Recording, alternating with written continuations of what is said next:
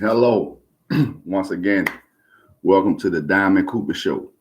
Coming to you live on Monday, Wednesday, and Friday, live over the airwaves, of YouTube, bringing you this content from my hometown of Washington, D.C. Thank you once again for joining. Thank you for hitting that like and subscribe button. To those who already have, please hit the like and subscribe button if you are just joining. And I will continue to bring you this content, keep you entertained, and hopefully you keep following and riding with your boy. I'm gonna start off today's show because I caught a little flack because I wasn't sending shout outs to certain people. In doing this, you want to have people on your side and you want them to stay supportive. So I'm gonna start the show off by saying, shouting out my baby Nell. Definitely appreciate the meal today. Got my stomach feeling good. Them shells and cheese with that chop. Got me real ready to do the show today. Energized. So let me get started. Of course, I'm going to get into a few things, mostly on sports today, and we'll be a little bit more diverse Friday. But today I want to tackle some things that I saw, and I'm going to start with the first segment of every show. For real, I'm sure you all are, those who watch college football are familiar with the format of the college football playoff. It's been instituted since 2014. Ohio State was the first winner. Alabama and Clemson had a run in there. Georgia the last 2 years. They've been winning. They've been on top, but they took an L. And when they took that L, we had a sour camper in the University of Florida State. Florida State went 12-0. They won the ACC. Perfect season. They were a bit salty because they didn't get in. To give you a little bit of history on it, before the season even started, the AD and the coach at Florida State, they was basically talking about getting out of the ACC because they had issues with revenue sharing. So basically, they kind of started the season off whining a little bit because they felt like they weren't going to get the recognition that they deserve for being that, top-notch organization, Florida State University, Peter Ward, Deion Sanders, Charlie Ward, the list goes on, great players. This year, they was a great team. However, a couple of weeks before the season ended, they lost their quarterback, Jordan Travis. And if y'all was watching college football this year, Jordan Travis was a beast. Definitely was in the Heisman conversation, was putting up numbers crazy, especially with his wide receiver, Keon Coleman. That boy liked that. That boy looked like a young T.O. out there. One hand jumping up over dudes in traffic, mossing dudes. Like, Florida State was good, but Jordan Travis got hurt. And then their last two games, they played at Florida in the Swamp, which is a tough place to play naturally. But Florida's team this year wasn't, up to par. You know what I'm saying? They weren't really a threat. And it was a kind of shaky performance, but they won. Then they go to the ACC championship game, and they play a struggling Louisville team that had just lost to Kentucky, and they struggle with them again. This is what we got to understand. Next year is going to be different because next year it'll be 12 teams to get in. Surely somebody is going to wind up being sad. Somebody always going to be salty if they don't get in because they plan all year for this opportunity to try to compete for a national championship. And we get that. But this year is fall. You had Georgia. It was number one all year. 29 straight games. Back-to-back national champions. They lost the SEC championship to Alabama, who, by the way, won 11 straight after they lost to Texas early in the year at home. Juggled with their quarterbacks one game at South Florida, which was an ugly 17-3 win. Went back to Jalen Milroe, who is their starter now. He balled out. Alabama had some tight ones. They had some blowouts. But they looked like a completely different team. They beat Georgia. A lot of people didn't think that the number one team, because it had never happened before, a number one team being left out of the top four. But you had Washington, undefeated. Michael Penix Jr., lefty, throwing for about 400 a game, over 40 Bajas. Those are touchdowns, for those who don't know what I mean. You got Texas, who beat Alabama, then ran the table. Then you got Alabama, who after they lost to Texas early in the year, run the table. You got Michigan, undefeated, knocks off Ohio State. So let's just be honest. If Florida State, even with their talent, goes into the college football playoff, right, they would have to play Michigan without Jordan Travis. Not just Michigan, but they would have been a 2-touchdown dog to all four teams that went into the playoff. Georgia is who they play in the Orange Bowl because they dropped Georgia out the top 4, moved Florida State up to 5, and dropped Georgia 29 straight wins, number 1 team in the country all year, was dominant all year, and took 1 L in the SEC championship game, and they dropped them from 1 all the way to 6. Moved Florida State up to 5, but they didn't get in the last 4. Help me understand this, which is why this is a part of the segment called For Real. They got 20-something players that's not even going to suit up for the game against Georgia. You doing all this whining about not getting in the college football playoff, Mike Norvell, the head coach of Florida State. And here you go, you got a clear opportunity to go out on the field and show that you belong against the 2-time national champion, Georgia Bulldogs. They playing their players.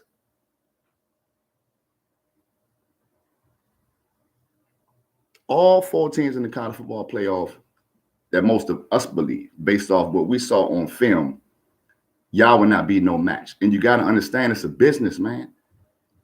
Y'all saw what Georgia did to TCU last year, 65-7. That murdered the television rankings. That murdered the money, you know what I'm saying, that they were supposed to get. Now, if we're talking about fairness, I see you, Billy. If we're talking about fairness, I feel you. It's fair to put them in and just let the chips fall where they may. And a perfect example is when Ohio State had JT Barrett and he got hurt, and then Cardale Jones came in the Big Ten championship. And that's what people are not looking at. When Cardale Jones came in the Big Ten championship, they beat Wisconsin 59-0. So the committee like, oh, yeah, this they backup, but they just dropped. And mind you, Wisconsin had the number 1 defense in the country that year. Number 1. Had Brandon Allen running that joint. He ran for almost 2,000 yards, if I'm mistaken. Wisconsin was for 59-0. So the committee looking at like, damn, they just as good and just as dominant with a backup. So when they seen what happened last year, and they thinking about the money and the bottom line, and they looked at how Florida State played without Jordan Travis, they looked at it like, we can't put them in because they're going to get smashed. Now, on one hand, I get it. It might seem unfair, and I respect everybody's opinion. But then on the other hand, like, do we really think a team that struggled with Florida and Louisville, would they back up, going to match up against Michigan in that D, in that running game? I don't know. But I do believe that the Florida State organization does not need to be out here whining and complaining and talking about now you're trying to get out the ACC and all that when you got a chance to put the product on the field. Strap them chin straps up with the players. Mike Norvell get that clipboard and that headset and go out there and beat Georgia. Georgia is a 2-touchdown favorite over y'all. And that's going to rise because now that all these players is opting out. Strap on the pads. Get jiggy on the field. But instead, you just basically advocated for your players to quit. You say you belong. You can't change what already happened. Go out there, pump your young dudes up, get these young brothers ready, and go out there and beat Georgia. And then show the committee that they was wrong. Prove them wrong. Now, Georgia about to blow y'all ass out because y'all ain't playing nobody. Y'all got linemen, linebackers, receivers, corners. Some of the best players on your team not even going to play now. And you advocating that because if you the coach and you doing this whining and complaining, that's going to trickle down to the people that's following you. You supposed to told them, man, we're going to put our big boy pants on and we're going to go out there and we're going to whoop the 2-time national champion. We're going to show them that just like Alabama beat them, we could have beat them too. So all I'm saying is it might be justified that y'all belong because of y'all wins and y'all went undefeated and y'all won y'all conference. I'm not going to debate that. I feel you on that, Ill Bill. I'm not going to debate that. But the verdict is already set. And now you get to face the team that everybody still believes is probably the best team in the country, but they took one L. You had a chance to go out there and bust their ass, and you didn't, man. So I don't know what to tell you. But complaining ain't never hurt nobody, never helped nobody. You're just going to be stuck with that complaint instead of doing something to let the college football world know that, yeah, we should have been in there by going to that Orange Bowl and putting your best product on the field. I don't know, man. It's too much emotions with this, man. It's supposed to be motivation, but it's too much emotion. I'm going to move right along to the NBA real quick because, as I spoke about a couple of days ago, Ja Morant returned last night. Y'all see that? March, flashed the gun, got suspended 8 games. He was in Shotgun Willie's in Colorado. Then in June, after my Lakers blew their ass out by 40 and got them out of the playoffs, he in the car with this man and all that, suspended first 25 games. And we was all hoping, and I spoke about it, I was hoping that, man, he came back with a vengeance and went hard. Did he? 34, 86, 6 rebounds, about 7 highlight reels. And then mobbed down by 24 points to New Orleans Pelicans with Zion Williamson, CJ McCollum, Brandon Ingram, that's a Dookie, Zion the Dookie. Y'all know I mess with the Duke Blue Devils. They got a mob. New Orleans down 24. He come on the second half after he got his little jitters off, got the rust off, dropped 27 in the second half, and then hit him with the spin, hang in the air, layup, box office, man. That's what I'm talking about. That's what we need. We need Ja Morant on the court, man, reminding everybody of his greatness after 8 months now being on the court. He looked a little winded. He had to hit the oxygen mask, in between one of the quarters. You know what I'm saying? Like, that wind catch up with you. I know. You know what I'm saying? And then I smoke. You don't even smoke. I smoke and you take time off. You get on that court, man. You might be early or anything. I did that down the park, man, on my man anniversary last summer. You know what I'm saying? Yeah, Michigan definitely got something to say, bro. But I loved it, man, because Ja Morant is box office, man. And that's what we wanted to see. We wanted you to come out, hit that court, and remind everybody, man, who you are. You know what I'm saying? And what you bring. Now, y'all 7-19, Y'all got the win last night. Y'all like 8 games out of the 8 spot. And we all know that 7, 8, 9, 10, they got to play in the play-in. They only 8 games out. I believe, man, his greatness can get Memphis back into the picture, man, and get them into the play-in. I'm hoping that happens, and I hope that he keep dazzling us with his excellence, man, because Ja Morant can be one of the faces of the NBA. When LeBron time comes and pass, you know what I'm saying? Because right now, him and Steph, KD, you know what I mean? Ja can be next in line, you know what I'm saying, and have his face as one of the faces of the NBA, man. And so I just wanted to put that out there, man, and mention that because it was so good, man, to see Slim get out there on that court and get the yo-yoing dudes and assisting that joint and dropping it this way and that way and hitting them with them hang time moves and holding it and get some. Love it, Ja. Real niggas is supporting you, man. We love it, man. Keep that street stuff to the side. You got a extension coming up. 5 years, $231 million, man. And if you make all pro this year, but damn, you know what? They changed the rule.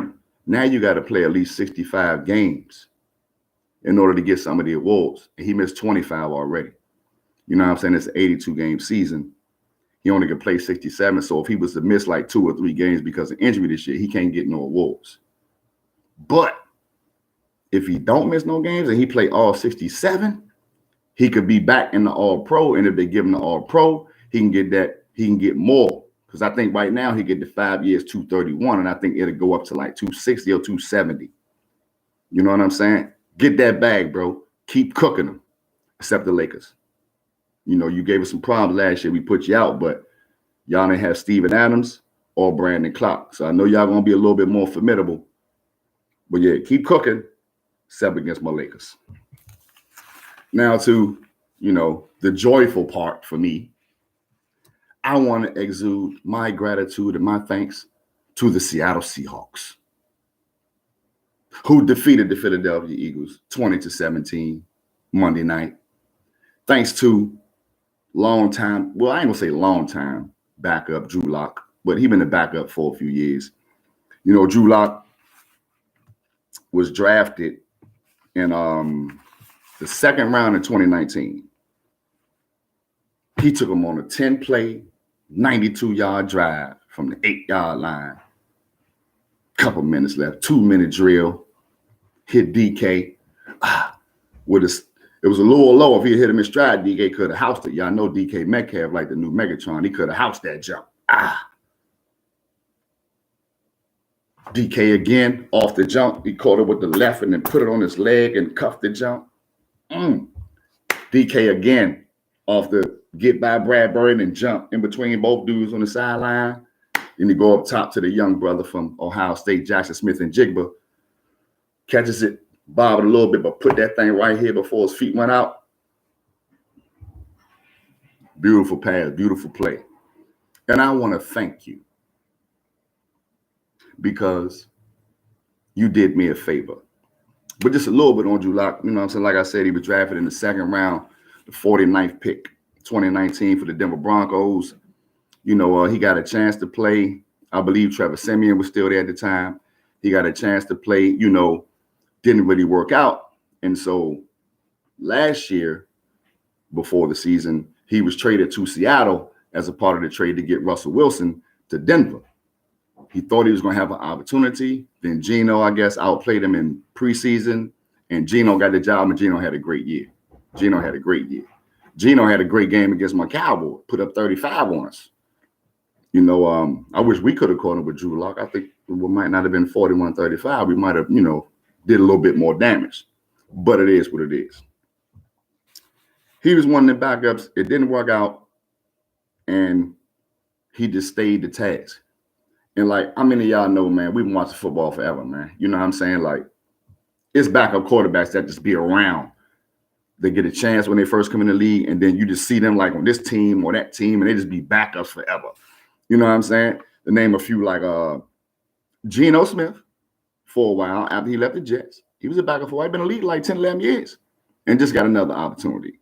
You got Chase Daniel. I don't know if y'all remember him, but he was a backup for New Orleans behind Drew Brees. He was a backup at Kansas City behind Adam Smith and then Patrick Mahomes.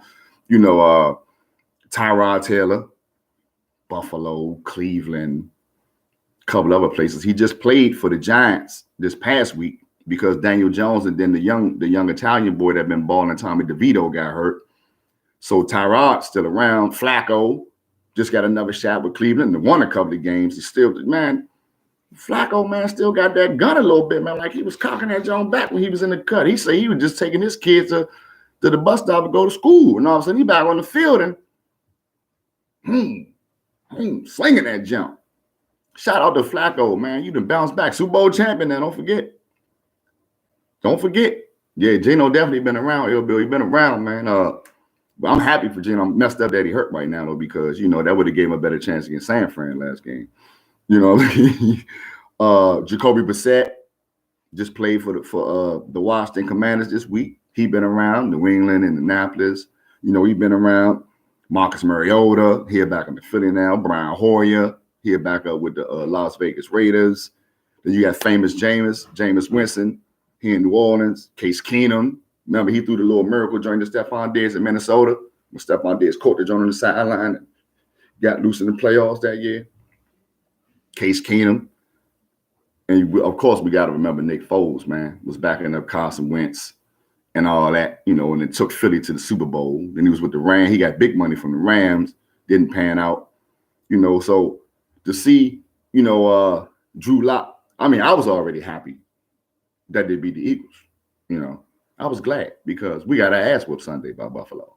So I was happy. It made me feel very good. I actually clapped. I don't even normally clap for my damn team. People who know me know that. But I actually clapped my man, good job. But his interview after the game, man, was emotional, man. And you could tell that, it's been hard on a man not getting that playing time. You know what I'm saying? And so, when we get into the reality of the game and knowing how it is, you know what I'm saying? You happy to see somebody, man, because like it's Geno team, so he might not, get that opportunity to do that.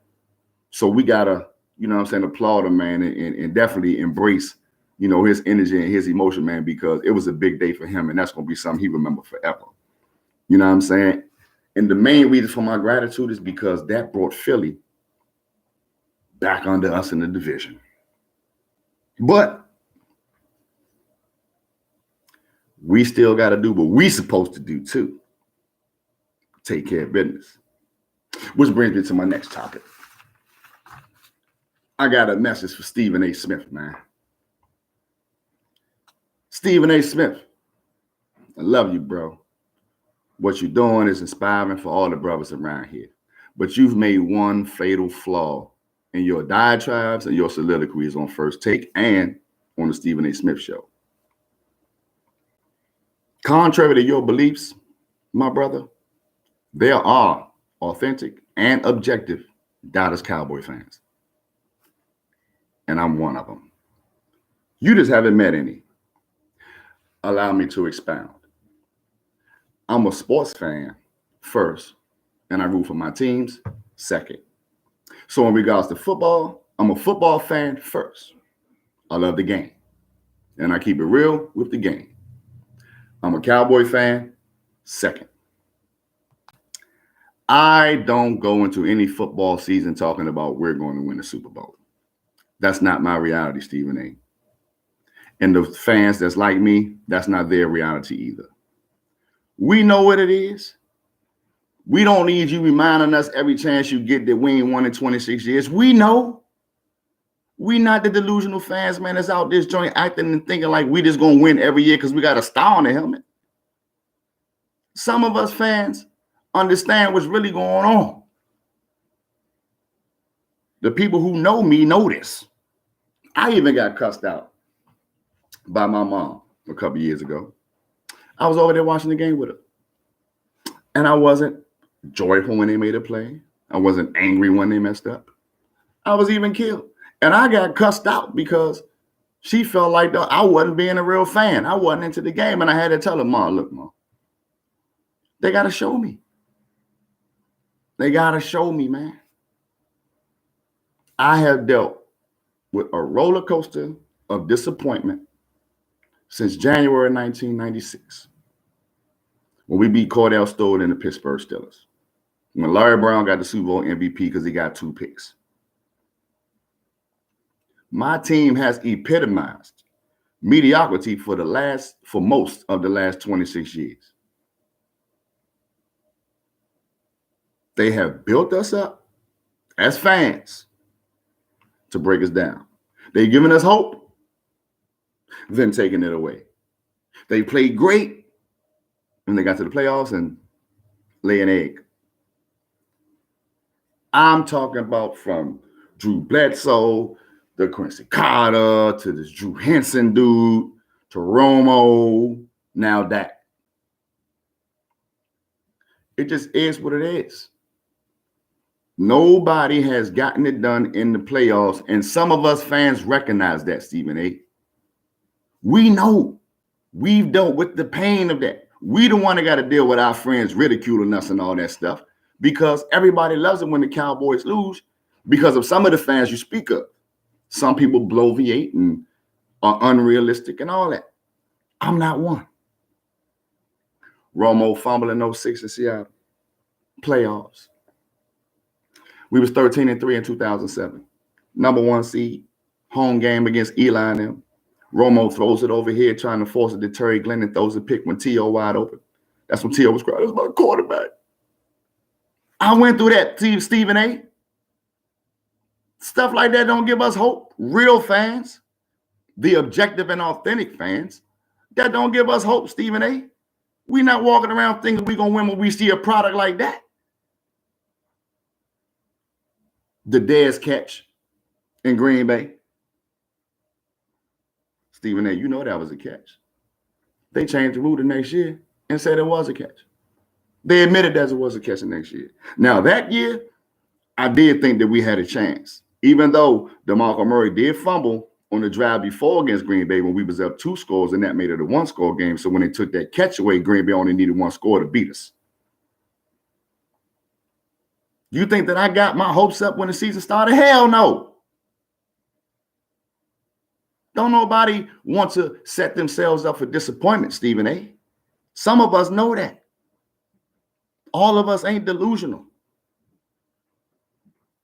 They robbed theirs, just like my man Billy just said. They robbed theirs. That was probably our best chance to actually get a Super Bowl. Number 1 offense, DeMarco Murray had 1,800-something yards, but he had a fumbling problem, and that did hurt us a couple of times. Dak Prescott playing great football. Great football. But him and this team, they got to show me that they going to go to Santa Clara and stand toe-to-toe with them Niners, man. They can't sleep on them. You can't sleep on Detroit. They're a physical team. You definitely can't sleep on Philly. They know how to win. The rest of the NFC, I ain't tripping off of them. But Detroit can get you if you BSing. In Philly, we know that they got pedigree. They got it, man, listen, even if Jalen Hurts wound up taking the game off or something so that he can heal up and make sure he's straight for the long haul. We got to show up when the clock turns in January. Because Dak Prescott's record, September, October, November, and especially December, Dak Prescott is great. But in January, Stephen A., some of us are objective. Some of us are authentic, real football fans. And we keep it real, whether it's our team or any other team. And I'm telling you firsthand, I'm objective because I don't have unrealistic expectations. And everybody who know me know that I got to see them Cowboys at least get to the NFC Championship game before I get a glimmer of hope. Now, Micah came out and was talking about how analysts and former players, it's like they waiting to see us fail and stuff like that. That just comes with the territory, Micah. Only thing that you can do, man, that's going to cure that. You got that stallion humming, man. Quote unquote America's team, all that. That comes with the territory, bro. Keep going out there, being a lamb from heaven, and keep messing up their quarterbacks. And do what needs to be done on the field. Instead of holding your hand like this, shaking your head, because you keep taking an inside angle, and James Cook keep going outside and you getting 13, 14 yards. He did it to you 3 times, Micah. 3 times on your side. They ran the same pull with the tackle and the guard from the other side, and you went inside the defensive end, and they got outside of you. I know the spin move and the swim under is one of your moves. They got outside of you. So don't go and get the pointing the finger at all them. Stay in house, man. You great. Excuse me. You even got Stephen A. calling you like the modern day LT. And I grew up watching LT. LT was trying to kill every move. We about to take a break. I don't have the graphics to give y'all music and all that, but take 2.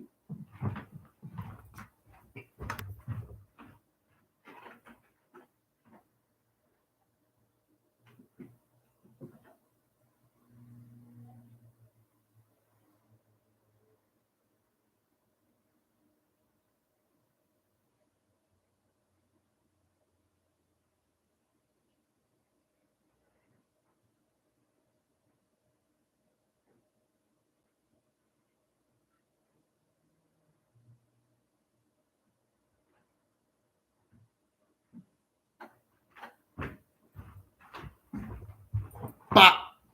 Or maybe just 1. Yeah. Hey, Micah, go get him. That's what I be saying. People who watch football with me, they know. Before a play go, and I see Micah in the spot, I be sitting there and I be like, go get him. Go get him, Micah. Because I ain't going to lie, he good enough to get a sack every play, man. For real. And for some reason, against Buffalo, we didn't run any stunts. And knowing that could have threw their running game off, I don't know. Woo. But we're gonna get back into what's coming along when it comes to them boys in a second. But I'm just wondering, like, because Bill Belichick, man, as reports and everything that his future was basically decided off of the game that they had in Germany. And the owner was saying how much it meant because of the global effect and this, that, and the third. And it was like basically his future was already set. And they lost that game, by the way, to the Indianapolis Colts. And now his future with New England is in question. And there have been a couple of teams that people have put across the airwaves that they believe are viable options for Bill Belichick. One is the Washington Commanders. The other one is the LA Chargers. Bill Belichick is a GOAT. I think we all got to give him that. 9 Super Bowls, 6 rings. He did have TB12 though. And we did see TB12 after he basically shoved him out the door. Bill Belichick shoved Tom Brady out the door on his bravado, thinking that he could do it without him. How'd that work out? You did get a playoff appearance at Mac Jones' rookie year. But then last year, you brought Matt Patricia and the other coordinator that were never offensive coordinators. Why am I drawing a blank here? Y'all know who I'm talking about. He had both coordinators running offense, and they never ran offense before. Totally messed up Mac Jones, man. And now Mac Jones got benched 2-3 times this year. But Bill is universally recognized as the GOAT. So when it comes to the Washington Commanders, you got new ownership with Josh Harris. You got minority owner Magic Johnson. Bill Belichick has been the GM and the coach for 20-some years with New England. So he basically picks his players, and then he coaches them, and he picks the ones he wants for systems and the third. So for my Commander fans out there, I don't know if that's going to be the best thing, because Magic is basically going to be the one that's going to put his face on trying to recruit. He got LeBron to come to LA. He went and got the Dodgers, got Mookie Betts, Freddie Freeman. They won the World Series. Lake Show, even though he had resigned after he had got LeBron them over there, AD, all that. He resigned. We got the chip. Yeah, you're right, Ill Bill. That's what I'm saying. And that's why I'm saying that as the GM, that part might got to get for the Commanders fans. You know what I'm saying? Like, I don't think that Belichick is going to be the best fit for the Commanders, because I think Magic is going to be more involved with getting the players and recruiting, because they got cap space. They need offensive linemen bad. And they need to recruit. And Magic got that personality, man, where people are going to want to come because they will have a new stadium in a minute, new ownership, new vibe. You feel what I'm saying? They actually supposed to be changing the name again, but Josh Harris said if they can't find a good name, he probably going to go back to the Washington football team. You know me, I don't really care about all that. I'm just giving you the content. They my arch rival. I want them to do horrible, but I got to keep it real because I'm a sports fan first. And I'm not sure that the Bill Belichick, Josh Harris, Josh Harris also owns the Philadelphia 76ers and the Flyers. And he's been very successful with putting people in place. And I think that having Magic on board was intentional so that Magic will have a hand on the GM. And Bill Belichick, just think about it, all this time back with the Cleveland Browns back in the day. Then he went to the Jets and he said, I'm not going to mess with the Jets, and went to New England in like 24 hours. Then was with New England and had so much power, and that created that legacy that he built in New England. I'm just not so sure that the fit is going to be great. I don't think that's what Bill going to do. Now, when it comes to the Chargers, now we're talking about a different story, because they fired the GM and the coach. They have a more talented team than the Commanders. And he can still possibly convince the owners of the Chargers. Just think about it. Magic is a basketball guy, and Bill, as old as he is in his ways, 71 going on 72 years old, you think he really going to try to listen to a basketball dude trying to tell him about football? Let's just think about that. As great as Magic is, you think Bill really going to be open? That's why I don't think the Commanders. I think the Commanders need to elevate Eric Bieniemy because they're going to get rid of Ron Rivera. Elevate Eric Bieniemy, go get some linemen, and tighten up their defense. But the Chargers is intriguing because Bill can take the talent he already got, bring his schemes, hopefully find a good offensive coordinator that can utilize Justin Herbert, Keenan Allen, Mike Williams will be back next year, Palmer, you got Austin Eckler in the backfield, you got Gerald Everett at the tight end, you got Joey Bosa, Khalil Mack, Derwin James, Asante Samuel Jr. on the defensive end. I think that the Chargers might be the best fit for Bill Belichick. Y'all can let me know what y'all think in the comments. Hey, I just want to say some funny shit because sometimes you just hear some random stuff. So the New York Times had an article about like nationwide, there's like a drama-filled thing going on with people outside playing pickleball. No pun intended to people who play pickleball. You know what I'm saying? Like, if that's what you do and you enjoy, you have fun, cool, to each his own. I've never played pickleball. I don't know many people who've played pickleball. But hearing that pickleball, and I quote, is causing drama, unfriendly interactions, police complaints, petitions filed. This got to be the suburbs. I kind of wish I would have grew up in the suburbs a little bit. Just a little bit. But it's got to be the suburbs. We did all kind of shit growing up where I grew up at. We playing basketball up Bruce Monroe. Shout out to the old Bruce Monroe. They done knocked it down. Shout out to everybody from Sherman Avenue, Columbia Road, Hobart. We used to play together up on Bruce Monroe playing ball late night. We playing football in the streets. You got to keep stopping for cars to come past, all that. We playing contacts. We bumping each other into parked cars and shit, you know. That's what we having parties. We hanging out, all that. They calling the police on people for playing pickleball. They got to be suburbs, man. Got to be suburbs, man. Did y'all see that article? I mean, the pickleball is like the joint with the wooden pad, and you hit the ball like that, and you gotta. Man, I never played. You know what I'm saying? So I don't have no whole lot of information about it, but it's not like it's. I mean, it's only a broad sport to those who actually play. You know what I'm saying? Like for us that played certain sports, I played basketball, football, baseball. Wasn't that good at tennis. You know what I'm saying? Didn't even try hockey because I couldn't ice skate. You know, I tried to put ice skates on, almost broke my ankle, never did it again. So to each his own. So of course I can't relate to those who play. So if somebody that plays and you wind up saying this, please educate me on like why it would actually cause commotion. Is it the wood hitting the ball and it's loud, or do y'all be having big crowds out there? Like, what's going on with this pickleball epidemic? This shit made the New York Times.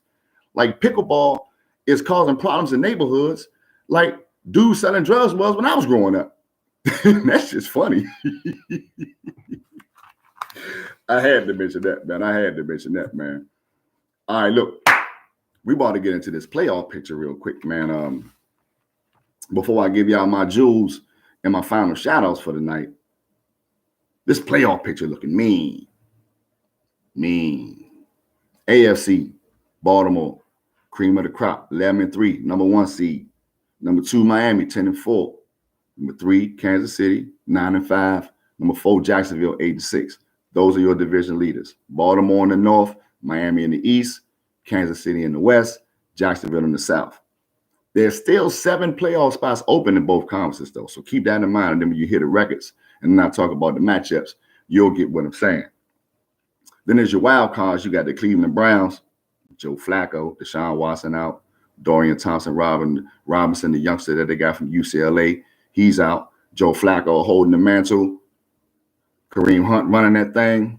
Amari Cooper, man, had a showing. You know, we used to it though. He was with the boys. 4-5 games, he balled out. 4-5 games, we don't see him. But he had a hell of a catch and tiptoed that sideline to help Cleveland get that win Sunday. We got Cincinnati at 8-6. They the 6th seed. Now y'all know that 7 teams get in. You know what I'm saying? In the first team, for those who don't know, the number 1 seed, they the only one to get it by. Cincinnati, 8-6 with Jake Browning. Y'all know I watch college football. I watched him in Washington. He was a very, very good quarterback. And Washington was a very good team while he was there. He was putting up numbers. And I'm not surprised that he's playing well because Zach Taylor is a good offensive coach. They got a system. He fitted in. And I don't really see too much different happening with their motions, with their schemes, their double drags, their smash concepts. I see the same things going on, and he's making plays. So with the talent around him with Jamar Chase and T. Higgins and Tyler Boyd, you know, Jamar Chase been banged up, though, and I really hate that because I'm fantasy and I'm in the playoffs. I needed you, bro.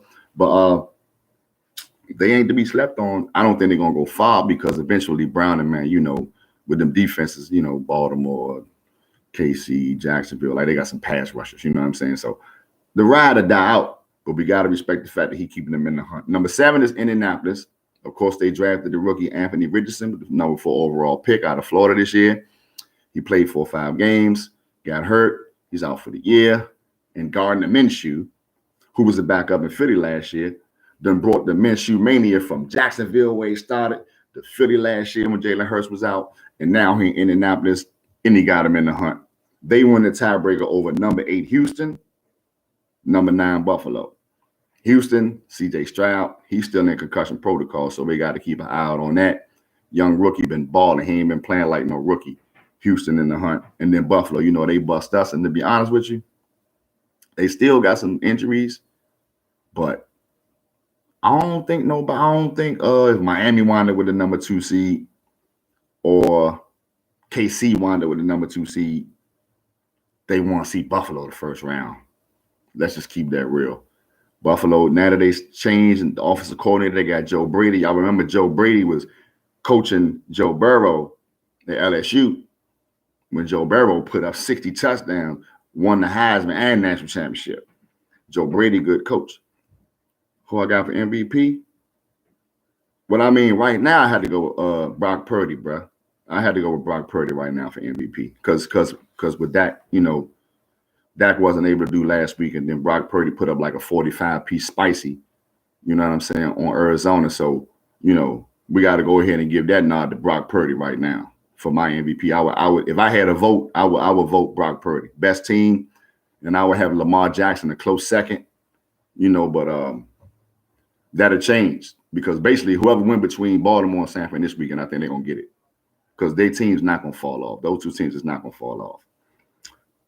And then surprisingly, man, we still got Pittsburgh and Denver at 7-7, still fighting. Only 1 game out of the wild card. And we got Las Vegas Raiders and the Chargers. I don't know why the Chargers, they 5-9. Okay, technically they're not mathematically eliminated, but next week they probably will be if they lose. On the NFC side, we got San Fran, of course, number 1, 11-3. They clinched their division. Also, Baltimore didn't clinch their division. They need 1 more win, but they did clinch a playoff berth, so they in. Nobody else in the AFC has clinched anything. In the NFC, San Fran got the division, and they have to win 2 more to get the number 1 seed. Dallas clinched the playoff spot. We're leading the division. San Fran 11-3, Dallas 10-4. Detroit is the 3rd seed at 10-4. Tampa Bay leading the NFC South at 7-7. Philly is the first wild. Before I say, y'all see how Baker Mayfield playing? When I was in college, I used to call him Baker the touchdown maker because at Oklahoma, he was putting up numbers. You know what I'm saying? I used to call him Baker the touchdown maker. And when he first came to Cleveland, he took Cleveland to the playoffs, and they beat the hell out of Pittsburgh in the playoffs that year. And he rumbled with Kansas City when Kansas City went to the Super Bowl. People be forgetting that, though, because the last couple of years have been kind of like this with him, and he's been on a few different teams. But look like Baker Mayfield getting a little comfortable with Mike Evans and Chris Godwin and Kay Otten down there. And they got the young boy Rashad White running the ball. You know what I'm saying? I'm pleasantly surprised with Baker Mayfield, man. I'm happy for him, man, because I thought that, you know, for real, I thought he was going to be the one to actually take Cleveland to new heights. And then it kind of went sour in the locker room. OBJ wasn't getting the ball, you know, stuff like that. So I'm happy for you, Baker, the touchdown maker. You made me a lot of money in the Feds, nigga, when you was for Oklahoma. You made me a lot of money. Y'all was putting up 50. I could take Oklahoma in the over almost every week, man. For real. People was calling you, but that's what my man just said. People was calling you a bust and all that. I'm happy for you, man. Tampa Bay leading that division. Then we got Philly. They clinched a spot at 10-4. So they'll be in, but we don't know depending on what us, my Cowboys, and Philly do down the stretch. I mean, we got at Miami, we got Detroit at home, we at Washington. Then Philly got the Giants at home. Then they got Arizona at home, and then they at the Giants to finish the year off. So some people think that's going to be a cakewalk. I think the Giants might get them once. I would like it if they got them once. Kyler Murray and them, I don't know. Minnesota is at the 6th seed and 7-7. Kirk Cousins gone. Joshua Dobbs, the rocket scientist, came in and was balling. Now he got hurt. Well, actually, no, he got benched. He got benched. And then they put Nick Mullins in. And they 7-7, man. Got to give them credit. They're hanging in there, man. The Rams came out of nowhere. They the 7th seed. They are also 7-7. They're one of the 5 teams that's 7-7 in the NFC. The Rams hold the last wild card spot right now. And Matthew Stafford is just like throwing that thing around the yard, man. I don't know how much y'all be watching and what y'all already know about putting spin on the ball. But Matthew Stafford is throwing some beautiful footballs right now, man. And they got the young dude, fresh rookie, Puka Nacua out of Boise State, Cooper Kupp back, looking like Cooper Kupp. Y'all see that joint when he hit that dude with the boop bop that was wide over there on the sideline? Let me just catch this and just walk right on the pin here. Let me walk right on the pin here. Ain't nobody checking me. Dude, ankles is all the way back there. Ooh, I wouldn't sleep on them at all. The other 2 7-7, Seattle, off of that went off of Philly. In New Orleans, that's tied with Tampa Bay for the division lead, but Tampa Bay got the tiebreaker and the head-to-head win percentage. So that's that. And then down the stretch, they got Atlanta and Green Bay at 6-8. They only one game out. But they're going to have to get, some wins down the stretch. The 6-8 teams probably going to have to win out. And the Giants in Chicago, they're 5-9. So basically one more loss and they'll be done. Nobody really expecting them to do anything. I just hope that the Giants get one more win. You know what I'm saying? The matchups. And see, this is the beauty of football, man. When y'all love football, y'all love the last few weeks of the season. Because you're always going to find teams that's all fighting to get in there. Time to separate the men from the boys. You know what I'm saying? The men from the boys. And this is the week you do it. Starting tomorrow. 7-7 New Orleans. At 7-7 LA Rams. And the Rams are 4-point favorite, over under 46. Big playoff implications. I'm going to just go down the games that actually have 2 teams that are both in it. We got some teams that are fighting for, but they kind of playing some. In the streets, we call them bums, but they ain't NFL. Ain't nobody no bum in the NFL. They all running 4-4, 4-5, 4-6. They all professionals. They done graduated. They done got drafted. They getting paid. We say what we say out of emotion. Oh, that bum ass, and all that. We say that because you just made a messed up play, but we know y'all brothers is good. We know y'all in the NFL for a reason. So, of course, y'all ain't hearing it anyway because y'all don't be in our living room when we be cussing you out, so it don't make a difference. But Carolina was 1-12 and they beat Atlanta, and Atlanta was tied for the division lead. So, the Jets did beat Philly. We lost to Arizona. San Fran lost to Cleveland without Deshaun Watson. It happens. You never know. You're never freaking up. Saturday, we got a couple. We got Cincinnati at Pittsburgh. Division game. Pittsburgh, no offense. Dogs on D. Couple of dogs on O.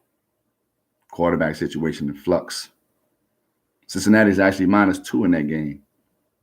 Pittsburgh been playing good against, I believe they're 5-1 against the spread and 5-1 straight up against teams with a winning record.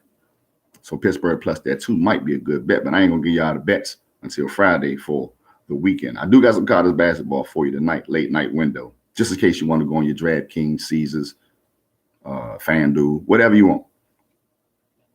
Buffalo at the Chargers. Now, Buffalo is -12 points. I can't be guaranteed that this is going to be one of my picks that I give you, but just off the hunch and knowing the game, when you come off a big win like they did to the Cowboys, and then you go play a real Chargers team They just lost their coach, Justin Herbert hurt. They got the backup Easton Six, who did go 49-3 at North Dakota State in college before we got his first game last week. So we can play.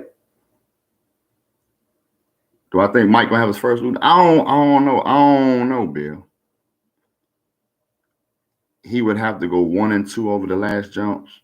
I don't have Pittsburgh's remaining schedule in front of me, but I definitely will get Mike Tomlin up in there because it's going to be a shame, because I know we're going to hear people going to talk that crazy stuff about him and his job security and all that after this man had 15, 16 non-losing seasons. I think he had 2 or 3 8-8 seasons, but the rest of them was winning seasons. He made the playoffs 65, 70% of the time.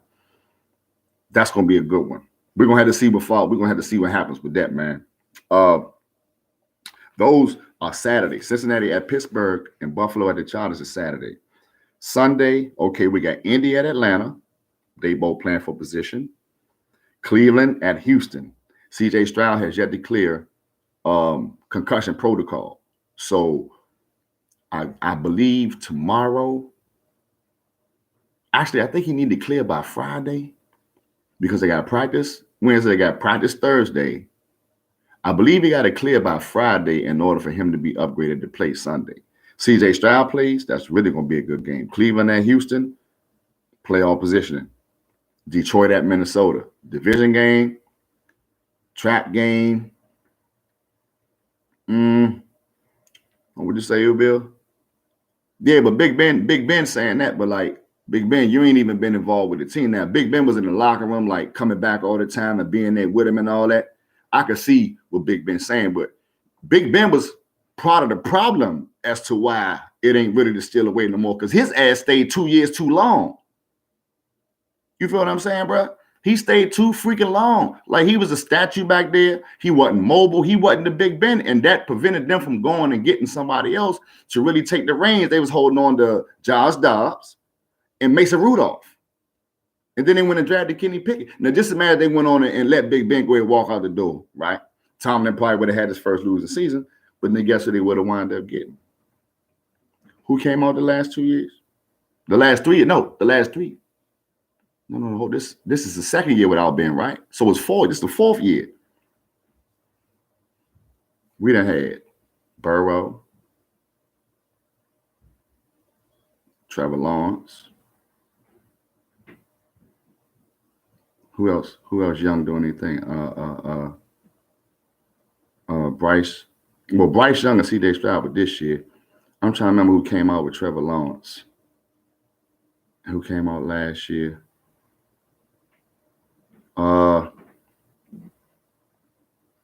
Man, the Pittsburgh Steelers could have got. Yeah, Pittsburgh Steelers could have got somebody else, man. Big Ben, I ain't even really hearing none of that, man. You know what I'm saying? Big Ben like hindered them people, man. I mean, he got a right to his opinion, but if you in the locker room and you with them dudes, you come in there, you hard them dudes, and you try to show them what the Steelers is. Don't go on social media, man, on your little balling out podcast up there in Pittsburgh and get to talking all this stuff because you went to a game, took your kids. You ain't been to a game since you left. You go to a game and they was up 13 and they got 30 ran off on them. Big Ben can miss me with that. But yeah, we got Detroit at Minnesota. Seattle got to go to Tennessee. That's going to be a tricky game. But Will Levis got hurt this week, too. So that means Ryan Tannehill will probably be back in there, which is a vet. Probably want to play good. They ain't going to playoffs, so they probably want to play spoiler on them. Okay, who else is playing that's going for the playoffs? Jacksonville at Tampa. Trevor Lawrence, Baker Mayfield. That's going to be interesting. Of course, we got Dallas at Miami. Ooh, boy. We got to see Tua and Mostert and Achane and Tyreek and Waddle. Robbie Chosen. Used to be Robbie Addison. Robbie Anderson. Excuse me for messing up your name, brother. Robbie Anderson. He was with the Carolina Panthers. He's for Arizona. Now he changed his name to Robbie Chosen. He with Miami now. Ooh. The line 1.5. What's the line? 1.5? Over under 51. So they already think they're going to score some points on us. Duh. I ain't going to lie, man. I'm not as nervous as I thought I would be because of how we got our ass whooped Sunday. But I'm gonna tell you, man, we played against the Cheetah. We was in Kansas City a couple years ago. We lost 13-9, right? I think he only had like 57 yards. But that's because Trayvon Diggs was on him. Deron Bland been balling. Gilmore been balling. Jordan Lewis been balling in the slot. And Jordan Lewis got a little bit more speed and he a little bit lower to the ground like Tyreek is. So I think we might have him matched up. Can't nobody check that dude, man. That's my problem with this game coming up this week. I believe we had somebody check everybody we didn't play. We shut AJ Brown down. We didn't, now we gave up some rushing yards in that couple games. 266 Sunday, 250 to Arizona. Man, look, I'm concerned, okay? I'm concerned. They don't nickname you after one of the fastest animals on the planet for no reason. This dude gets up to like 22, 23 miles an hour when he running a damn route, man. Yeah, I'm concerned because they got Mostert, who a track star, and they got Achan from Texas A&M that my brother was asking me about, and I was like, yeah, something going to be all right for you. I don't know how much he going to play. I didn't even know they was going to play him this much. But then Jeff Wilson Jr. got hurt, so they started playing Achan, Waddle. That's a track team, man. That's a 4x100 relay track team. So your defense can be outstanding. But that shit gonna be concerning, nigga. I'm concerned. I need to see it. It's like I was telling Stephen A. See, Stephen A? See what I'm saying? See what I'm saying, Stephen A? I need to see it because the Cheetah sat out a week. They knew they was gonna beat the Jets. So that he can play us. I'm just saying. I'm a real fan. And even though I know they got to worry about us, I'm not going to gloss over the fact that we got to worry about this track team that they bringing. I ain't got to worry about my brother talking a whole lot of stuff because that ain't what he on, but that's his mob. And I'm sure even quietly he might, be cool with the bragging rights like he was when it was snowing in 1993 and Leon Lett dumbass came down there on the block field goal and he wanted to touch the ball and all that when he had to let it go and then Miami kicked the field goal. We won a Super Bowl, but bragging rights. We only played every 4 years. Might be more recent now that they got the 17-game schedule because they flexed the divisions and you play the team in the same spot as yours from a random division in the other conference. So that might change, but yeah, they got to show me we can slow that down. Are they actually putting New England and Denver on Sunday night? Wow. I wrote it down, but it's just really hitting me. New England and Denver on Sunday night. Why y'all punishing us like that? Y'all gonna make us not watch football on Christmas Eve night. Even the people that don't celebrate it, we want to watch football. You put New England and Denver on? Let me just move to Monday, Christmas Day. Okay, we start off with the Raiders at Kansas City. The Raiders slightly still in it, but I think Kansas City gonna put them out their misery this game. We got the Giants at Philly. Come on, G, man. Not this game. Y'all at Philly. I think they're going to beat y'all. Get them the last game. Get them the last game. And then the game of the week for most people, 11-3 Baltimore, number 1 seed. 11-3 San Francisco, number 1 seed. Baltimore flying across coast. Go to Santa Clara. If y'all go look on y'all map, you got San Francisco, then you got Santa Clara right there. San Francisco, Santa Clara. Very nice town. Nice sights. New stadium. San Francisco was a 5.5-point favorite. Now, mind y'all, I would love for them to stumble and my Cowboys to mess around and get the number 1 seed so we can play at home because we're a lot better at home than on the road. But the nigga don't want no cheapies, man. I don't want no cheapies, right? But I would love to be like, yeah, man, okay, Baltimore come. But I see the line at 5.5. I'm in sports bet for over 30 years. These odds makers know something. Let me get this eyelash out of my eye. These odds makers know something. 2-11-3, Baltimore just as physical, defense ranked higher, better third down percentage, better running game. better quarterback, MVP quarterback, 5.5. I'm sorry to tell y'all, my Baltimore homies don't look good. Don't look good. And then a couple of injuries that y'all got in the secondary. From what I'm saying with these numbers,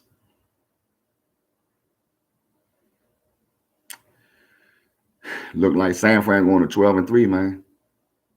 Look like they gonna really, man. I'm just saying, I gotta keep it real, man. I'm objective.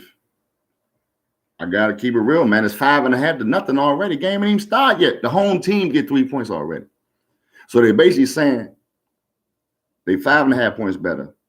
They're already on. So on a neutral site, they're already getting. So to still be a field goal favorite or 2.5-point favorite at a neutral site.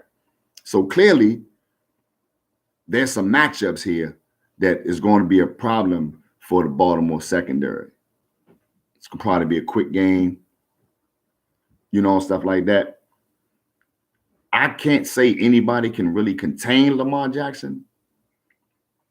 But if there was a team that actually had the dogs on defense that could be disciplined, you gotta get at the San Francisco and Cleveland. Like those two, San Francisco, Cleveland. My team, we disciplined where we want to be sometimes. Y'all saw that we got ran over two. San Fran, they gave them no 266 yard rush.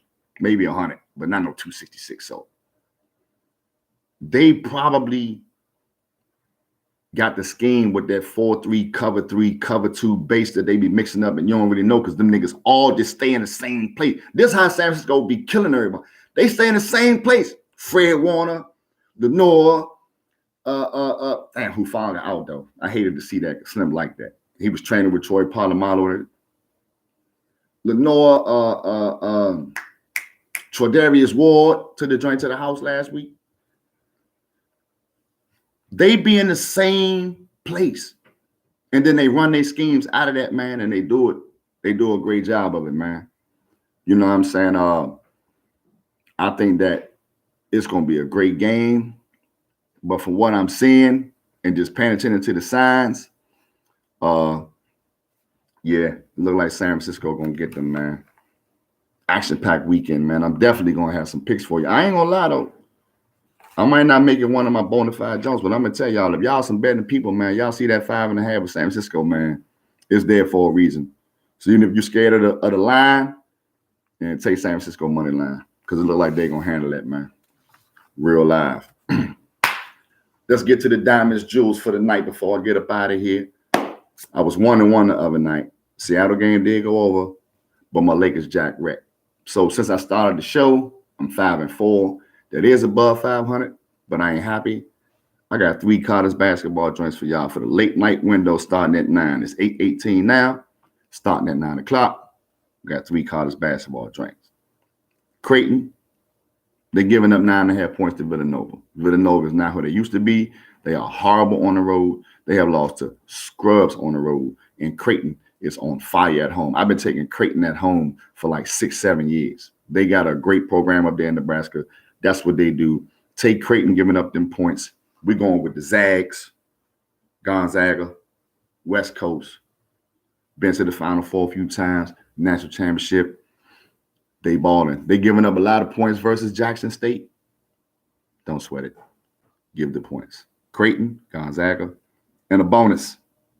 Alabama playing Arizona. They were number 1, but they just lost to Purdue, so they lost their number 1 ranking. Alabama and Arizona combined, take them over. Diamonds Jewels, Creighton, give up the points. Gonzaga, give up the points. Alabama versus Arizona, over. Final shout out for the night. Once again, my baby, thank you for everything you do. I'm grateful for you. And I'm going to shout out my homie, Darnice, and her husband, Ronnie. She got the new croc company called Darnice's Darlings, making custom Crocs for y'all. You know, if y'all work in a hospital or y'all just want some Crocs to wear around the house. She making custom joints like with the Gucci prints, the MCM prints, the different stuff. So make sure I shout her out on this show. Y'all go support her cause. You can check her out on Instagram at Darnice81. That's DARNISE, the number 81. It's called Darnice's Darlings. Support that. Thanks everybody for watching tonight. I appreciate the love. Make sure you hit that like and subscribe button. Comment. Tell your people to tell their people about your boy show and support the cause. And I'm going to continue to bring you this good content, man. Peace and love.